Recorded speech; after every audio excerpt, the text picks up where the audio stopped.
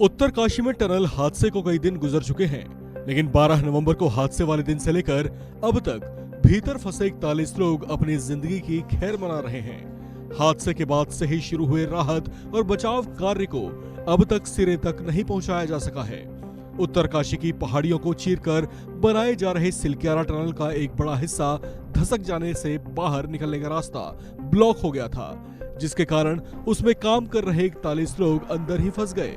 उनको बचाने के लिए विदेशों तक से एक्सपर्ट बुलवाए गए, अमेरिका की मशीनों का इस्तेमाल किया गया, तो देश के अलग अलग राज्यों से ऑगर मशीनें तक मंगवाई गईं। सरकार की कई अलग अलग संस्थाएं मिलकर एक साथ बचाव अभियान में जुटी हुई हैं, लेकिन इस बेहद कठिन और भौगोलिक तौर से बेहद चैलेंजिंग इलाके में रेस्क्यू टीमों की पहुंच अंदर फंसे श्रमिकों तक नहीं बन पाई है।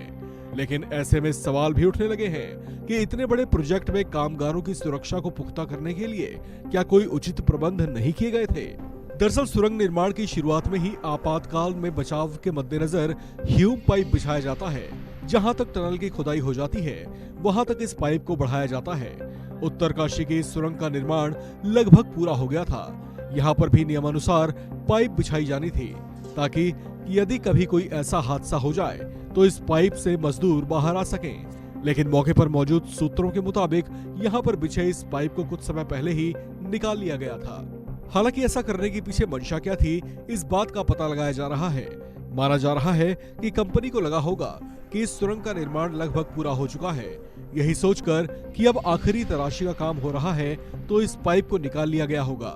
मामले की जांच पैनल से जुड़े एक सदस्य ने नाम छिपाने की शर्त पर रॉयटर्स को बताया कि शुरुआती जांच निष्कर्षों के मुताबिक ये हादसा और भीतर लोगों के फंस जाने का कारण जियोलॉजिकल फॉल्ट हो सकता है, जिसे शीयरिंग जोन कहा जाता है। इसके अलावा बहुत लोग और संगठन ह्यूम पाइप न होने पर सवाल उठा रहे हैं। इसे कंपनी की लापरवाही मानी जा रही है। विपक्षी दल कांग्रेस भी इस पर कंपनी को घेर चुकी है।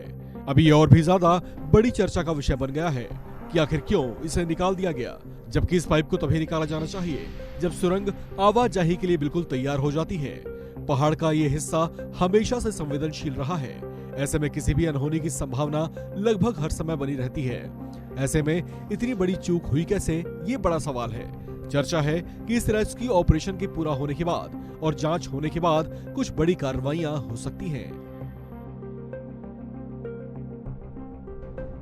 इस खबर में फिलहाल इतना ही। बाकी अपडेट्स के लिए आप बने रहिए वन इंडिया हिंदी के साथ।